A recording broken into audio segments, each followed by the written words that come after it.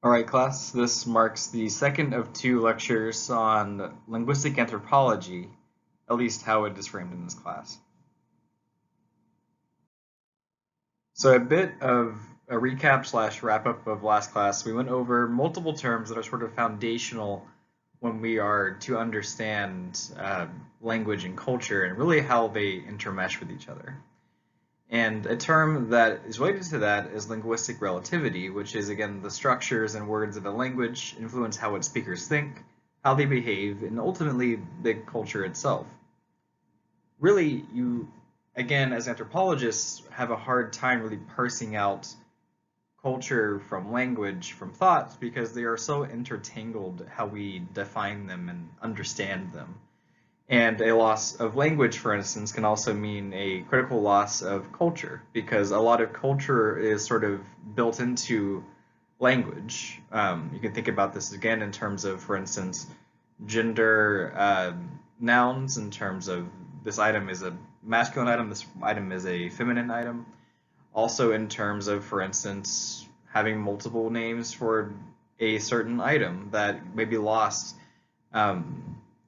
Well, a language is dying, and that can result in knowledge loss as well. This is also particularly important in terms of ethnomedicine, basically traditional medicinal practices in certain cultures, that a lot of sort of knowledge is baked into the language, and if you're unable to communicate using that language, you have a hard time really communicating, for instance, what this herb does, or what is the name of this plant. And that has been found in certain cases, and that is a critical loss of knowledge, at least to an anthropologist. And hopefully you understand the importance of that. But also just in terms of, for instance, again, migration in the US, or individuals not knowing the language of their parents or their grandparents, because the US largely promotes English as an example. And that can create a failure of communication where you can't even communicate with your relatives. And that can be isolating for some, and also can lead to a loss of traditions, even at the family level loss as well. You can think about this in terms of, for instance, like a family recipe or a family story that's been passed down for a long time, tales of your grandparents, that sort of thing, that they are unable to communicate with you with. And that, of course, sort of ties into the podcast slash interview that I had you watch at the end of the class for Monday, which is again here if you didn't have a chance to look at it.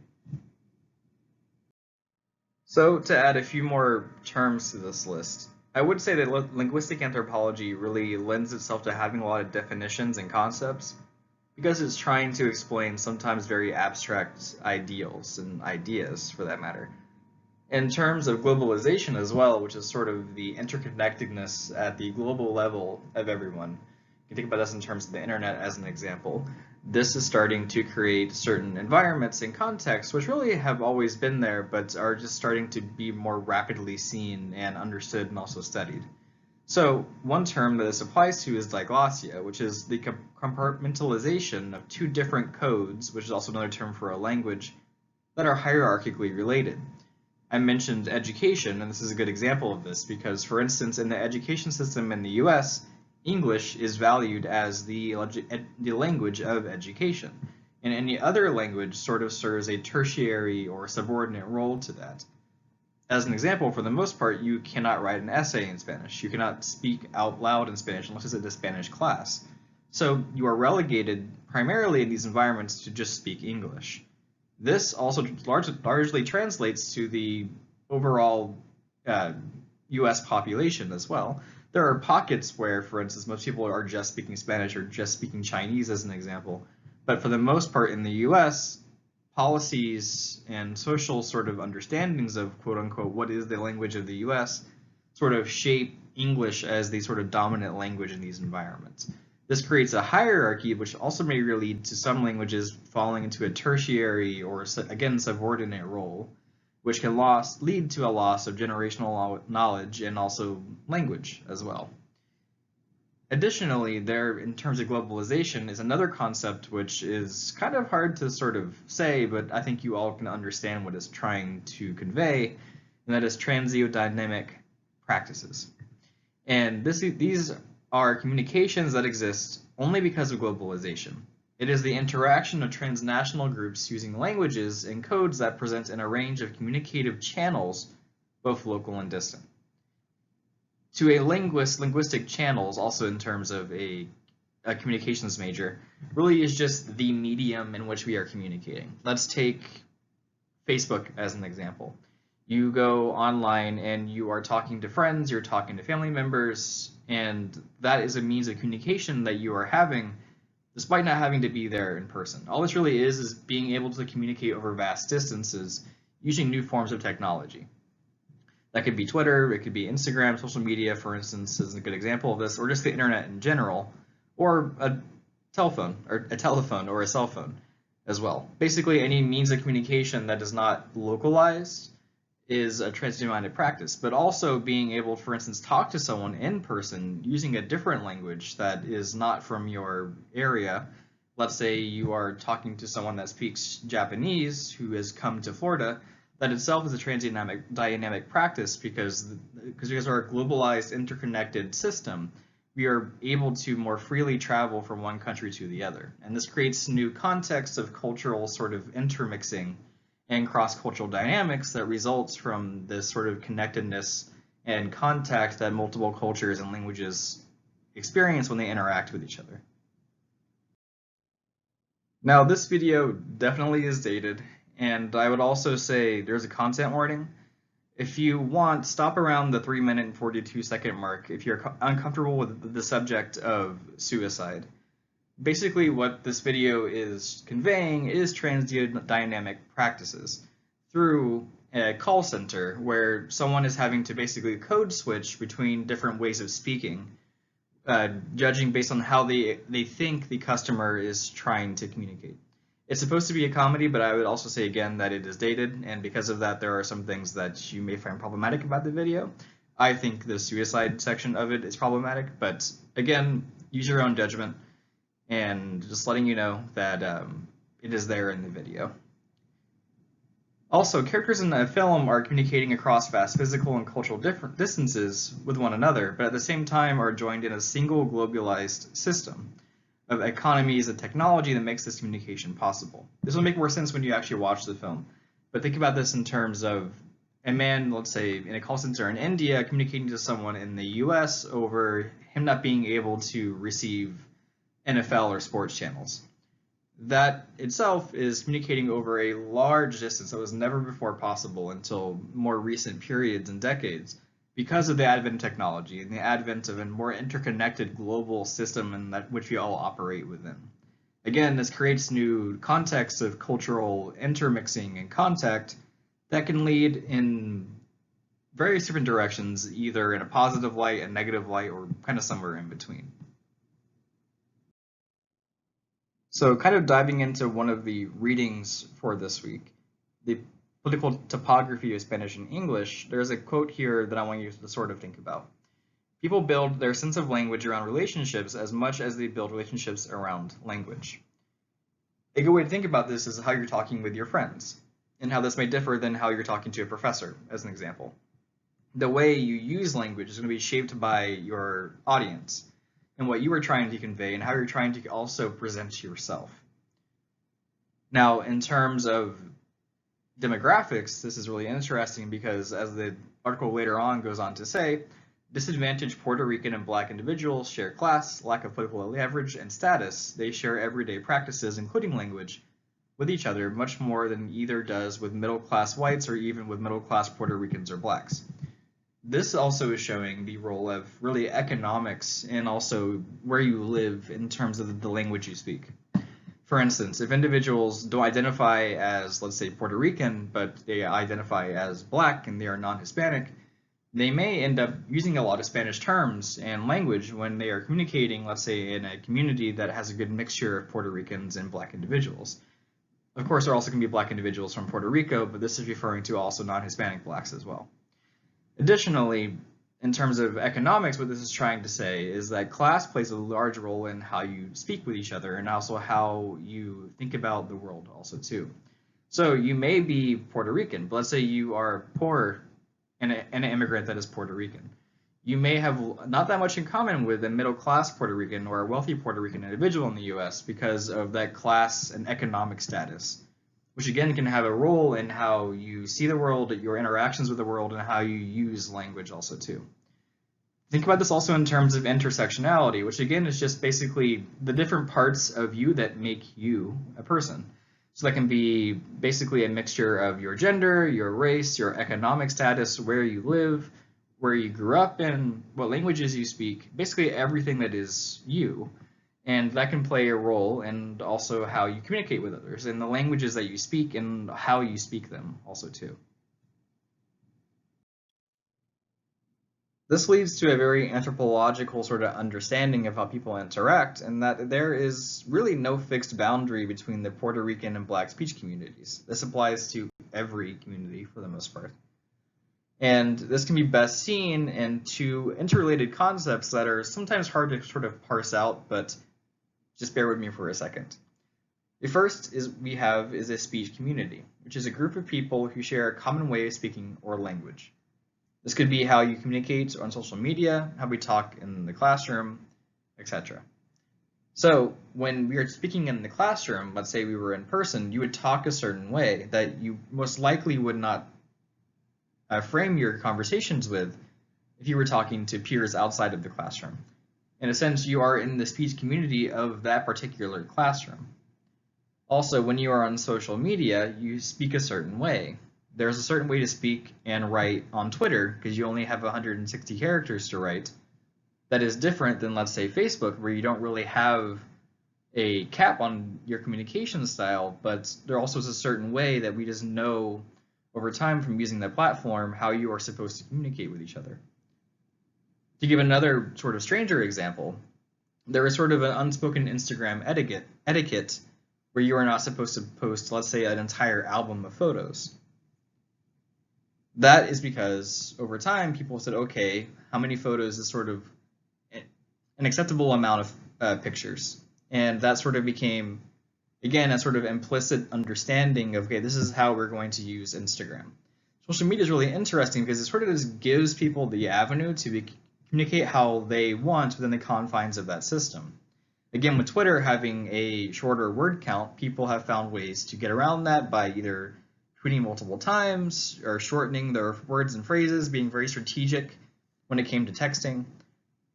I don't know about you, but when I was growing up, phones had a cap per text on how many characters you could have, similar to Twitter where it was around 160. And that meant that you had to be very strategic and learn shorthand ways of communication using emojis and other forms to be able to communicate. And that itself is a different way of speaking. That is not typical, let's say, in the verbal form of communication that we also do on a daily basis. So, on that note, we participate and belong to multiple speech communities throughout our daily interactions.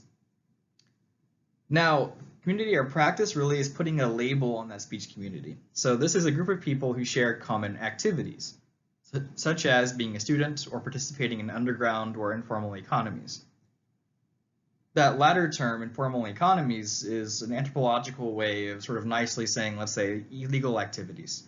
So let's say you are a drug dealer. There are certain ways that you communicate with, let's say, your clients in a sense that is different than how you would communicate with someone on a more daily basis, because you are in that community of practice of, let's say, drug dealing.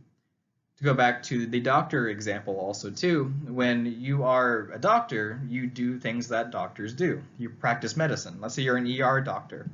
That whole practice of you performing your job is a community of practice. You have certain ways of doing things, you have certain ways of interacting with others.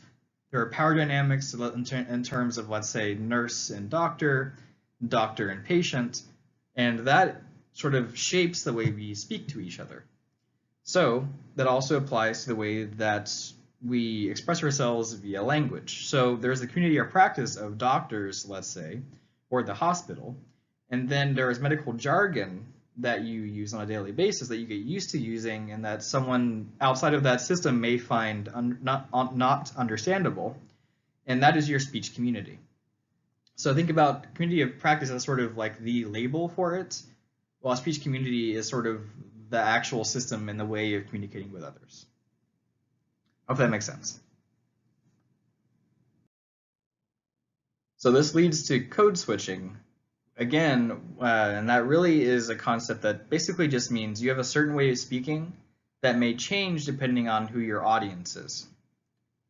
So, looking at this quote, deciding which language to use or whether one may mix languages depends on how the speaker perceives the addressee's persona.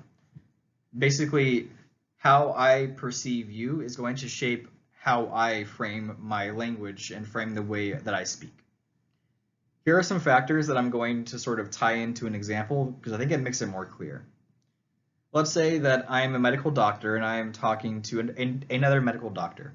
We share a common language, we have the same power level essentially in the hospital setting, so that I'm able to throw in more jargon and feel comfortable with using that jargon. I may even use a lot more slang or shorthand ways of communicating because I know that you understand what I'm saying because we have similar educational backgrounds and we perform a similar job in the hospital setting. However, if I'm speaking to, let's say, a patient who's unfamiliar with that medical jargon, I may need to speak in a more plain way of communicating if I hope for them to understand what I'm saying. This is not always done, and sometimes patients feel that their doctor is speaking over them or through them, and they don't really understand what they're trying to say. You may also have this experience when you go to a mechanic, for instance. The mechanic may be describing to you what's under the hood of your car and what the problem is, and you have no idea what they're talking about. That's largely my experience. So you have to kind of just trust that they know what they're talking about, or maybe get a second opinion. That is because there was a failure of communication because the mechanic or doctor was not communicating in a way that you understood. That doesn't necessarily speak to your level of intelligence. That just speaks to the education that you received in certain dynamics, and also a failure to communicate in terms of being able to effectively code switch in a way that the other person can understand. This also leads to power dynamics also too. Because for instance, if a doctor is having to code switch down, they call it, in a more informal way of speaking, that is because they have a lot of power in that medical setting. And this also depends on the social and physical context. If a doctor is communicating to you in a private room, he's going to speak with you a certain way, while let's say you're in at a coffee shop and you bump into your doctor, he's going to speak with you probably in a different way because you're no longer in that medical setting with those power dynamics there in front of you. Of course, this also ties into what they know about you. If the doctor knows that you have a medical background when you are in the private room and he is treating you, he may feel more comfortable with using more technical wording because he thinks that you understand what they are saying, as an example. So really, code switching in a speech community is really that. It's just knowing who your audience is or expecting their level of understanding of what you're going to say and framing it in a strategic way that they understand you.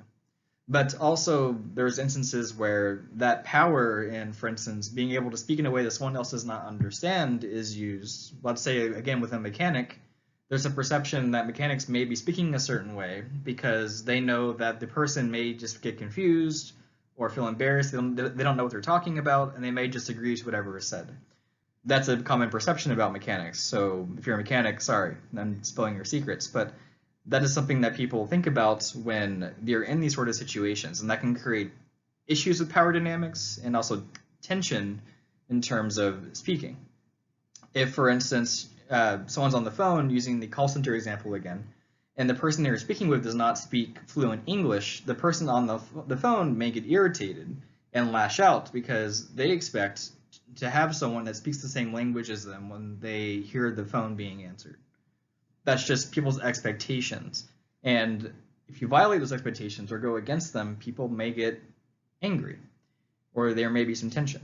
And that's just really how human interactions have always been. We have to just be able to think about that and recognize that not everyone is going to have the same background as us. So we need to be able to find ways to communicate more effectively in the meantime. All right, let's get a little bit more complicated here. And this really also applies to the US primarily, but you see this also in other countries as well. So gender and ethnicity as aspects of persona are nested within larger aspects of race and class. So that may make no sense to you. So let's look at some examples here. At their macro level, which really is a sort of all-encompassing, like this is the United States, the political contrast of class and race is so sharp that gender has little effect on the terms of that contrast. And ethnicity seems to be nested within race. So the political contrast of class and race is so sharp. What this is saying is that at the macro level, we talk about whites, blacks, Latinos. And that also is embedded within it a bunch of sort of underlying assumptions about economic status, about the way people behave. There are ways that Black Americans behave, there are ways that white Americans behave. But if we look at the micro level, this gets really messy because where class and race are seen as equal, people can afford more ambivalence. People play off gender and ethnicity to create more textured contrast between Spanish and English. Now this is where we get at, okay, this is how Black women behave. This is how Black men behave. This is how white women behave. This is how white men behave. When we look at gender and sort of mix it in with ethnicity, we start to see more cultural distinctions and contrasts than at the more macro level that by necessity has to paint broad strokes. And that broad strokes perspective can leave out a lot of nuance, which is largely the problem that the author was finding in, for instance, talking about the white working class. Because that is such a large group that cannot, by definition, all think the same way, despite people trying to use it in that way. Because again, humans all don't think the same way. And even saying this is how Black women behave, this is how Black men behave, is an oversimplification. It does a better job of acknowledging the link between gender and ways of being and ways of behaving, with also looking at race as an example.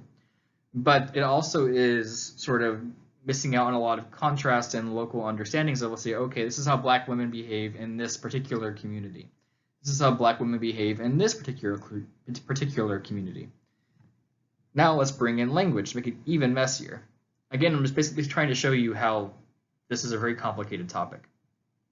This is how Black women that speak only English behave in this particular community. This is how Black women that speak only Spanish in this particular community behave. The more labels you tack on, the more specific you are getting, which gives you a better, more clear understanding of what people are doing at that local level.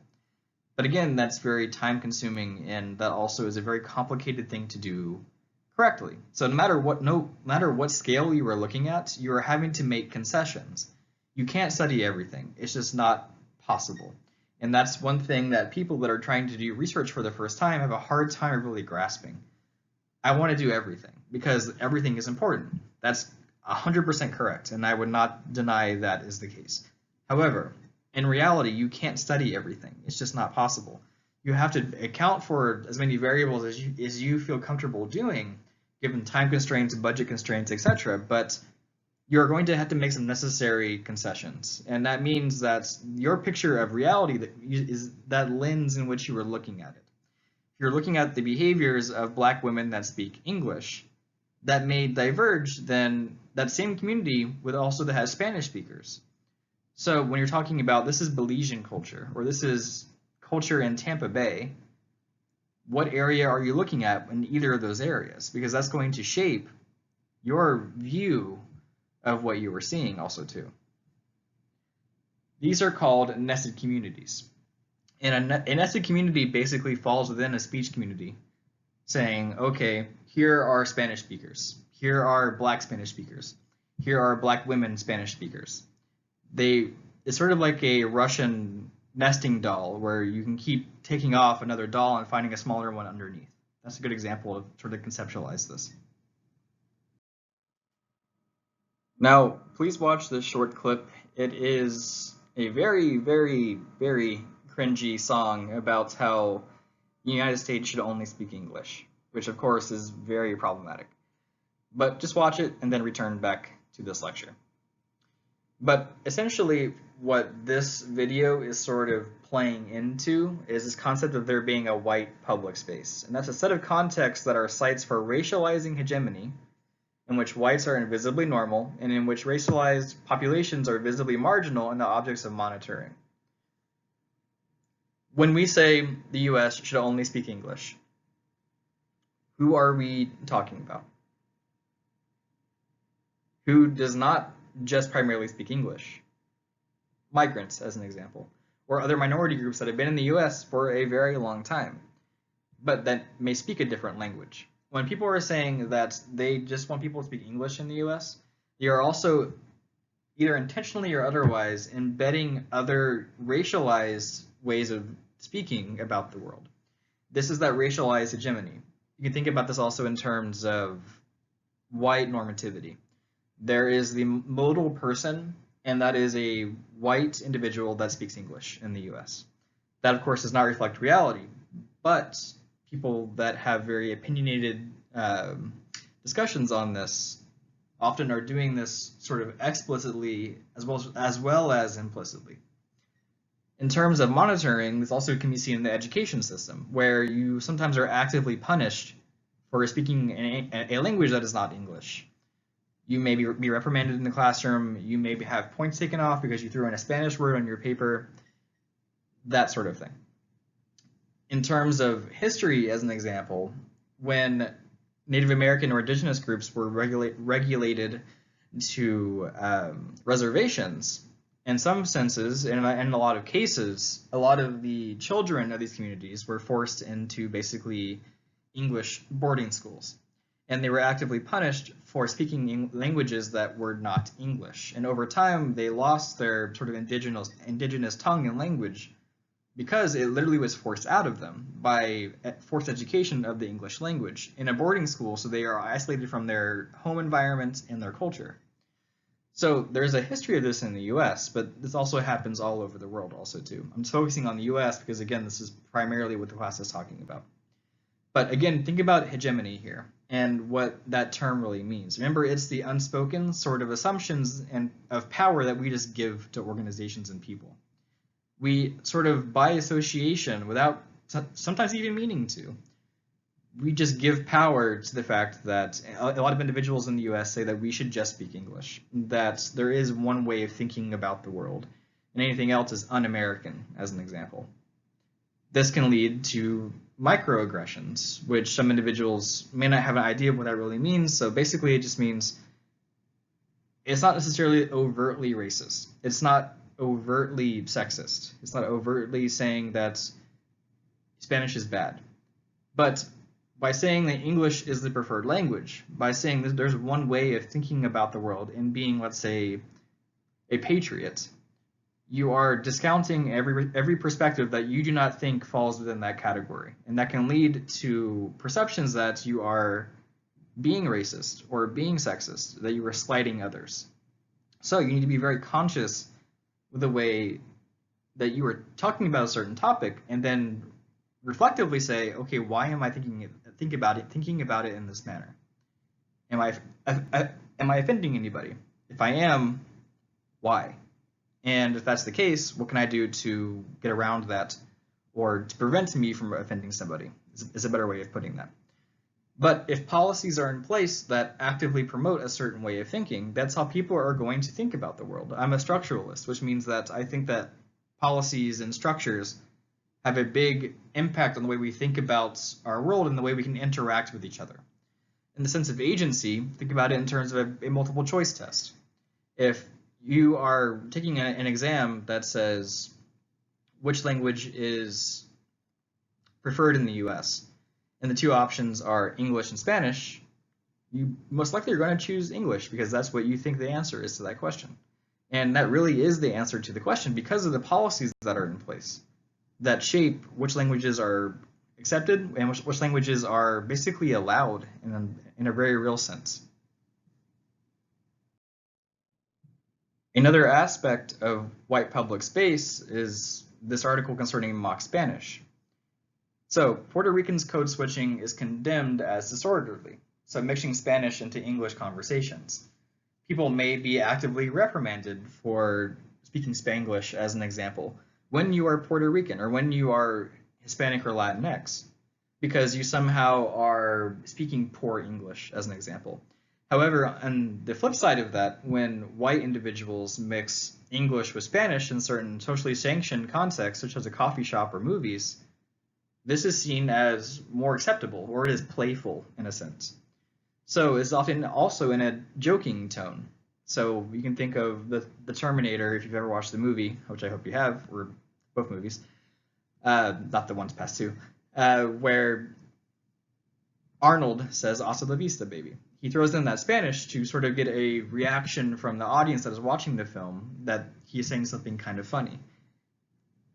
But mock Spanish is also seen as a form of covert racist discourse. Why is Arnold told in the script to speak Spanish here? Also, individuals that, let's say in the classroom, are reprimanded for, let's say, throwing in Spanish when they're speaking in English as a child, when they're reprimanded, it seems very hypocritical when this is sort of shown, or this is a norm almost in other settings. Let's take Starbucks as an example. Think about how you order a drink. You can order a grande latte. Why didn't they just call it large? Not saying that Starbucks is trying to be racist, of course, by any means, but it can be interpreted as basically not fair that in some senses the person that is speaking it is allowed a lot more leeway in language than someone else might be. And that can be interpreted as a microaggression or interpreted as racism. And in some senses, when someone is jokingly bringing in Spanish, into a conversation, they may be, in fact, trying to be racist. And people understand that, especially when you're outside of that sort of higher up social class in the US and you've experienced racism, as an example. So diving a little bit deeper, mock Spanish accomplishes racialization of its subordinate group targets through indirect indexicality, messages that must be available for comprehension but never acknowledged. Indexicality basically means when you see something, your mind adds a bunch of associations to that based on previous experiences. So let's say I'm telling you to think about the American flag and what it represents. Your mind immediately may jump to a lot of different conclusions about what it means to be a member of the US, just from thinking about the American flag as an example. Indirect indexicality means that this is sort of not done explicitly. It may be something that sort of makes your brain register thoughts in a certain way based on stereotypes and ways of thinking about the world. And that can also lead to, for instance, stereotypes about Latinx groups. If you are throwing in certain Spanish phrases in jokes, you may in fact be cueing in people to think about Spanish stereotypes that are very problematic, of course, and it can lead to more further aggressions and microaggressions also too. These last few slides are going to engage with conducting an interview, and this is of course a very short oversimplification, but think of it as a crash course basically. And when you are formulating who you want to speak with in your interview later on in the semester, on an issue of concern to you, you can refer to these slides as sort of giving you like a springboard in which to sort of think about your topic. So I will choose one, and here I have sleep difficulties experienced by USF students. So 30% of USF students report experiencing sleep difficulties. And this can be defined as getting less than 8 hours of sleep, irregular sleep patterns on a daily basis, which can lead to a variety of different health consequences, both mentally and physically as well. If you are getting less sleep, you may wake up and have to have a very high caloric diet and drink a lot of coffee to be able to sort of get through the day. Also, if you are having a lack of sleep, this may lead to you having higher rates of stress and other complications that can affect your mental health as well. Additionally, sleep difficulties can also impact academic performance, and USF actually is very concerned about this metric because USF is trying to get their metrics up, essentially. If you are performing better on average, that makes the university look better. So they're trying to find ways also to improve sleep patterns. So we can think about this also as in an applied sense. Okay, what can we do to improve sleep quality for college students? So this is going to be basically a short script that you may use if you were asking this question. For example, Do you think lack of sleep is a problem USF needs to address, or is it a student's responsibility? This question asks the very broad opening statement of, do you even agree that lack of sleep is a problem? And if they say, yeah, I think it's a problem, and that's sort of the end of their answer, that's why you always have a probe prepared to ask and get more quality information from them. If they say, yeah, I think it's a problem that USF needs to address, you can say, okay, so why do you think that? They may say because, well, I think that I'm just overburdened. I think it's unrealistic that professors assign papers twice a week, tying into my class, and I don't have a lot of time for myself and my own, let's say, self-care also too. And so now you have a richer level of detail than just getting a yes or no answer of, yeah, I think it's a problem, or no, I don't think it's a problem. Then you can start to ask, if they don't mention it in the first question, okay, so what factors could influence sleep difficulties? This is a listing question, and it's called a free list more specifically, where they're allowed to basically just list off some things they think are important. They can say, oh, well, I know that looking at my phone at night or checking my email, doing work late at night can all lead to less sleep, and I can wake up feeling more groggy in the morning. And then also when that happens, I'm having to drink a lot of coffee just to stay awake throughout the day. You have now found multiple factors that could potentially influence sleep for that particular student. And those factors could be variables, essentially, that you can later use to tweak and find ways to improve sleep quality. And then you can simply just ask them. This is a question that is surprising to me is often left out of interviews. What do you think we can do to address this? What ends up happening is if you don't ask this, you're having to make assumptions based on what you have. Well, a lot of students mentioned X, so we probably could change that. But then if you actually ask that individual, they may say, oh, I don't think that's realistic, or I wouldn't do that. I know it's a problem, but I just don't think I would do that.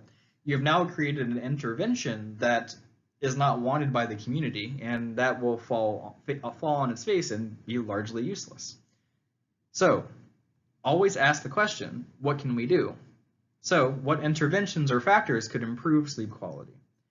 This is an applied question also, because you can use this and take this as sort of credible information to, let's say, a higher up at USF and say, hey, this is what students are saying that could be used to better effectively address sleep problems on campus. So if they say, oh, I think putting a limit on how much homework there can be in the semester would be a big help, or maybe if I had some education concerning services on campus that would allow me, for instance, to get more quality sleep. If there's a napping center, for instance, I may use that in between classes. Those are things that you may be able to utilize and bring into sort of actionable deliverables, they're called. Things that are tangible that people can actually use and things that are wanted by the community as well.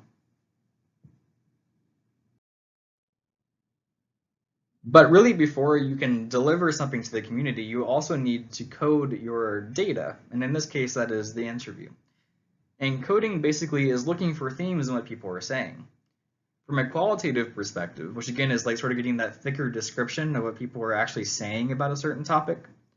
If a lot of people say they are having trouble sleeping because they have to juggle work and school, you could create a theme called work-life balance difficulties. Meaning this was important for them and could be a way to start thinking about interventions. So you have one code here, which is work-life balance difficulties. Let's say everyone is saying that before they go to bed, they spend about 40 minutes of their time every night staring at their phones. You could create a category called technology and its influence on sleep. You now have two different variables that you can sort of tweak and play around with. And let's say you're trying to create an intervention, you could create one that tries to do both of these or focuses on one of these. So in terms of work-life balance, you could bring up to, let's say, the university board of directors that students feel that they are overburdened, there is too much homework. Could you please encourage professors to lessen the amount of work that they are assigning? That is one potential avenue based on clear evidence that you can bring to someone in a position of power to actually affect change. Let's say it is the technology usage before bed. You may produce educational information to students geared towards them that says, hey, it has been found that blue light usage before bed positively correlates with lack of quality of sleep. So if you want to have better quality of sleep, one thing you can do is stop using electronics about a half hour before bed. That's a very small thing that can be done, and it puts the onus of responsibility on students to change something about their sort of lived environment. There are ups and downs to both of these. One looks at the macro level and says, okay, policymakers change this. The other one looks at the on the ground level and says, hey, community members change this. Again, there are pros and cons to both of these.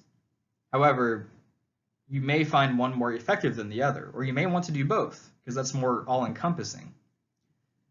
Now, really quickly, in terms of a quantitative response, again, that's just counting in frequencies primarily.